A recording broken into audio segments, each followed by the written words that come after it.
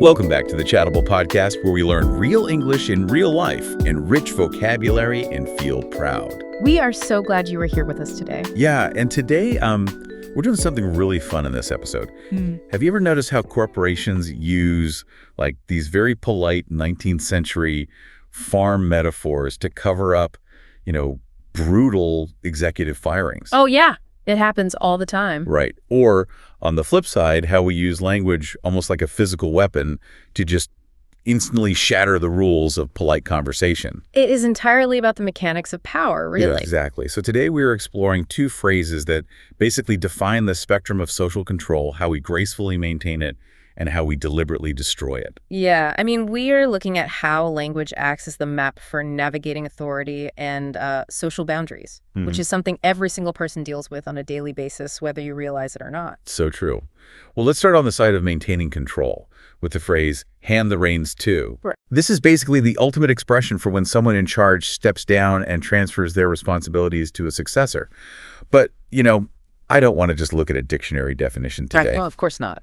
To understand why this phrase carries so much gravity in modern business, we really have to look at the literal physical act it comes from. You really do. You have to transport yourself back to, the days of the horse and carriage. Oh, like the old Western. Exactly. Particularly the heavy stagecoaches of the 1800s. The reins weren't just, decorative ropes. They were these long, thick leather straps directly connecting the driver's hands to the horse's bit. Wow. So they were the literal mechanism of control and communication between the human and the animal. The person holding those straps dictated the speed, the direction, and ultimately the physical safety of every single passenger on board. So wait, it wasn't just a casual suggestion to the horses. It was a kinetic, physical exertion. Like you pull left, you feel the tension, the carriage goes left. Precisely. It was a massive physical and mental burden. I bet. Now, put yourself in the driver's seat for a second. You have been navigating these rocky, treacherous roads for hours on end. It sounds exhausting. It was. Your hands are cramped, your shoulders are completely exhausted. Or, perhaps you have simply reached the end of your designated route. Right. Your shift is over. Yeah. But you cannot just let go of those straps. Dropping them would literally mean disaster. Oh, for sure. The horses would just bolt. Exactly. You have to literally physically hand the reins to the relief driver. Ah, I see. It requires this synchronized moment where both of you are holding the straps at the same time, and only then do you release your grip. Wow. You are passing not just the control, but the heavy life or death responsibility of that carriage. What strikes me there is the synchronization part. Like both hands have to be on the letter for a moment. Yes, exactly. And that perfectly explains why we use this today, even though, let's be honest, most of us have never even seen a real stagecoach. Right. Yeah. We don't use it for literal leather anymore, but we definitely use it in professional settings to describe this highly significant, orderly transfer of leadership. The weight of the responsibility remains exactly the same. Oh, absolutely. Yeah. And if we connect this to the bigger picture, the modern applications are endless, and they all retain that sense of passing a heavy burden safely. Right. Look at the corporate world. There is a massive transition playing out at Apple right now. Oh, yeah, the big one. Tim Cook has been the CEO for 15 years, steering arguably the most scrutinized technology company on the planet. And when he retires, he is going to hand the reins to John Ternus, their head of hardware engineering. That is $1 trillion carriage. It really is. You definitely don't hand the reins to someone who doesn't know the route or, hasn't spent years studying the map. Exactly. But it's not just multinational corporations, right? We do this in our own neighborhoods, too. Oh, we do. All the time. Think about, local community pillars. Imagine a man named Mr. Henderson. He has been coaching the local youth soccer team for a solid decade. Full of weekends. Right. He built the program, he knows the families, he understands the dynamics of all the kids. When he decides to retire, he doesn't just abandon the field on a random Tuesday. No, that would be chaos. He hands the reins to Coach Maria, who actually played for the team years ago. Oh, I see the continuity there. The journey of the team continues smoothly. It's the same for, let's say, a woman named Sarah, who just finished leading her marketing department through a completely grueling corporate merger. Yes, perfect example. She did the heavy lifting, got the carriage back onto a paved road, so to speak, and now she hands the reins to her colleague, David, to run the daily operations. Or a beloved high school principal retiring after 20 years. She is happy to hand the reins to Mr. Miller, her vice principal, who has been, learning the culture by her side all those years. Right. In all these cases, the phrase really implies structure and deep respect. But hold on, let me test the boundaries of this a bit. Sure, go for it. Let's say I'm managing a huge project at work, but I'm going on vacation for 2 weeks. Okay. I asked my coworker to just run the daily stand-up meetings while I'm on a beach. Am I handing the reins to them? No, you absolutely are not. Wait, why not? They're technically driving the carriage while I'm gone. Right? Well, because the gravity and permanence just aren't there. You are coming back. Oh, true. Handing the reins requires a significant long-term or permanent transfer of control. It implies you are stepping off the driver's bench for good. Got it. You wouldn't use this for a 2-week vacation, and you certainly wouldn't use it if you, ask a friend to watch your laptop at a coffee shop while you use the restroom. Right, that would sound ridiculous. Exactly. The phrase loses all its power if you apply it to minor temporary tasks. Okay, well, here's where it gets really interesting, though. We've established that handing the reins implies a smooth, organized, and willing transfer. But when you hear this in the business world, does it actually imply it was the leader's personal choice to step down? Because, I read the business news, and a lot of corporate transitions are incredibly messy behind the scenes. Oh, that is the illusion of the phrase. And it really gets to the heart of how corporate entities use language as basically a public relations shield. Right. Linguistically, the metaphor inherently implies intentionality. The original stagecoach driver chose to hand over the leather straps because his shift was done. Yeah. So, on the surface, it sounds like a very graceful exit. So it's essentially a linguistic trick. It is a very deliberate one, yes. In the cutthroat reality of modern business, this phrase is frequently utilized to mask a forced termination.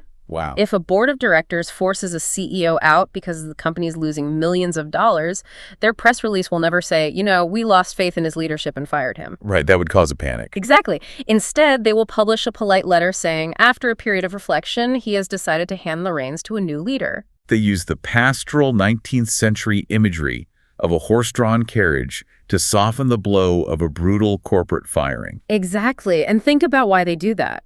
It saves face for the executive who is being ousted, sure, but more importantly, it projects total stability to the shareholders. Oh, the stock market. Right.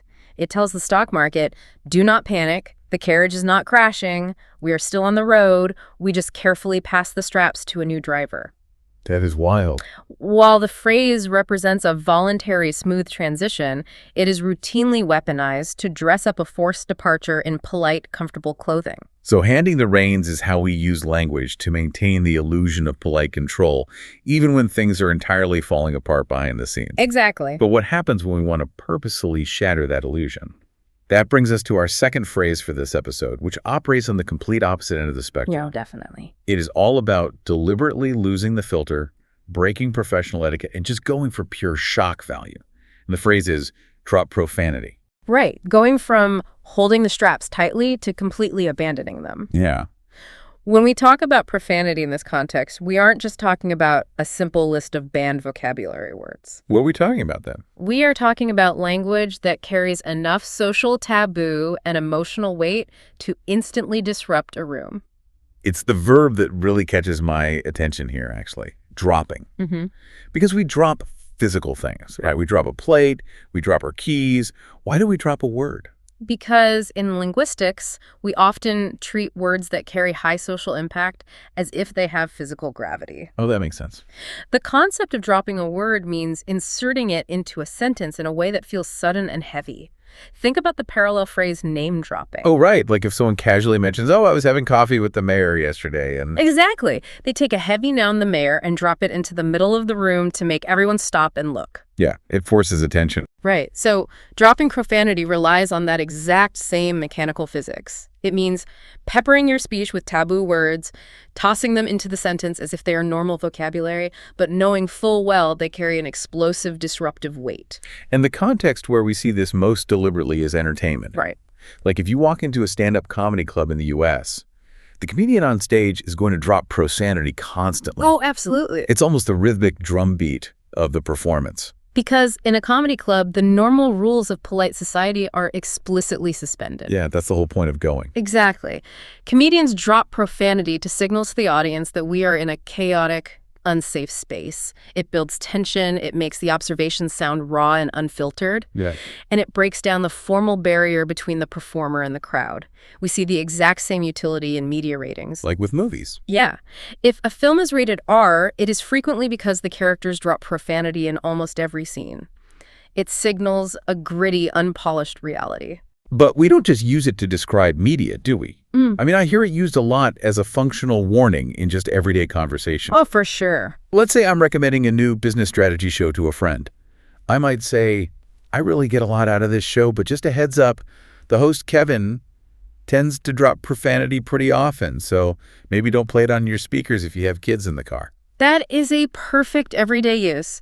You are not necessarily passing a moral judgment on Kevin. Right, I'm not saying he's a bad No, humorist. you are just accurately describing his communication style so your friend isn't caught off guard by these heavy linguistic objects just falling out of their speakers. Okay, let's unpack this, because I want to make sure the mechanics of this are crystal clear. Okay. Is dropping profanity kind of like throwing extremely spicy hot sauce on a meal? Ooh, interesting. Think about it. A heavy dash of hot sauce adds shock and flavor in the right casual setting, right? Yeah.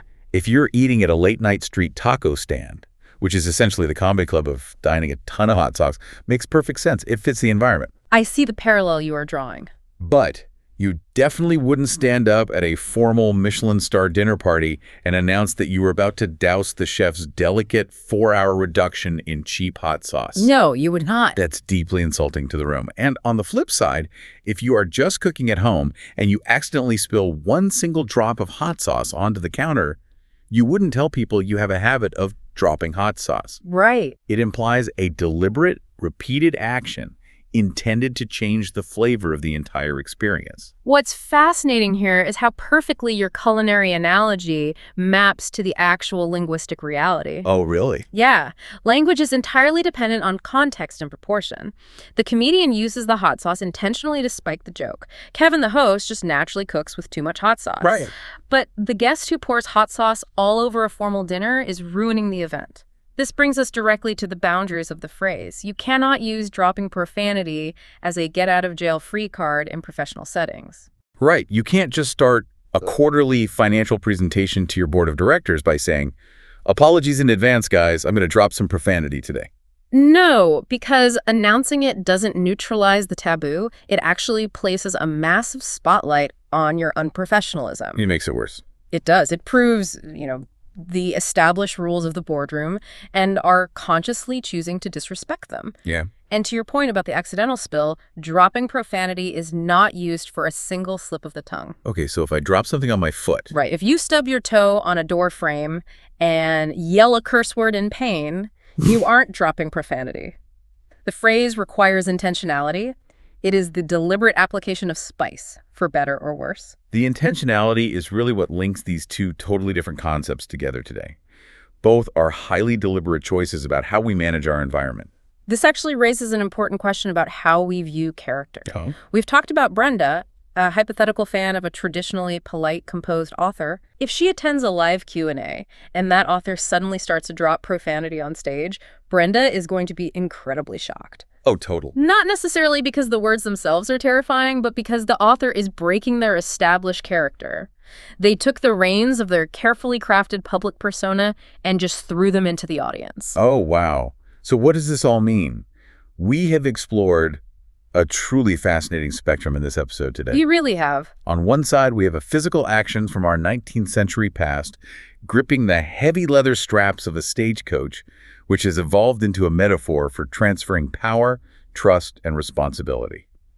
Handing the reins is the language of polite, organized control, even when it's used as PR spin to hide chaos. And on the other end of the spectrum, we have dropping profanity, a phrase rooted in the physical physics of dropping a heavy object. Yeah. It has evolved to describe how we deliberately inject shock, grit, and boundary-breaking disruption into our conversations. It is the language of abandoning the filter entirely. Control versus chaos. Exactly. Illusion versus raw reality. It really makes you evaluate the weight of the words you choose. Yeah. and the words chosen by the people leading you. And that is exactly what I want to challenge the listener to do this week. Yeah, pay attention out there. Observe these dynamics in the wild. Notice the specific vocabulary the financial press uses when a massive company suddenly changes its leadership. Are they handing the reins? And if so, does it genuinely seem like a peaceful choice, or does it look like the board forced the driver off the carriage? That's a great thing to watch for. Notice when warnings are given about a gritty new film. Notice when the linguistic hot sauce is being applied in your own social circles. It really changes how you hear just everyday conversations. But before we wrap up our exploration today, I know you always like to leave us with a final thought to chew on. Where do we go from here? Well, I want to leave you with a scenario that brings both sides of our spectrum crashing together today. Okay, I'm ready. We have established that handing the reins represents the ultimate sign of professional, orderly control, while dropping profanity represents the ultimate deliberate break of those professional norms. Right. So what happens when those two worlds collide? Oh, boy. Imagine a highly respected leader in your industry, someone who firmly holds the reins of their organization, who projects total stability, and who has earned everyone's trust. What happens if they suddenly, in a very public, high-stakes setting, drop profanity? Oh, that is a dangerous intersection. The control driver suddenly throwing hot sauce everywhere. Exactly. The question to mull over on your own is this. When a leader shatters their polite filter like that, does that deliberate break make them seem more authentic, more passionate, and more human to you? That's a good point. Or does that sudden loss of control instantly make you question their judgment and their fundamental capability to keep holding those reins? Wow. That is a brilliant question to end on, because the answer probably reveals as much about our own relationship with authority as it does about the leader themselves. It really does. Thank you all so much for joining us for this conversation. Keep observing the language around you, and we'll catch you next time.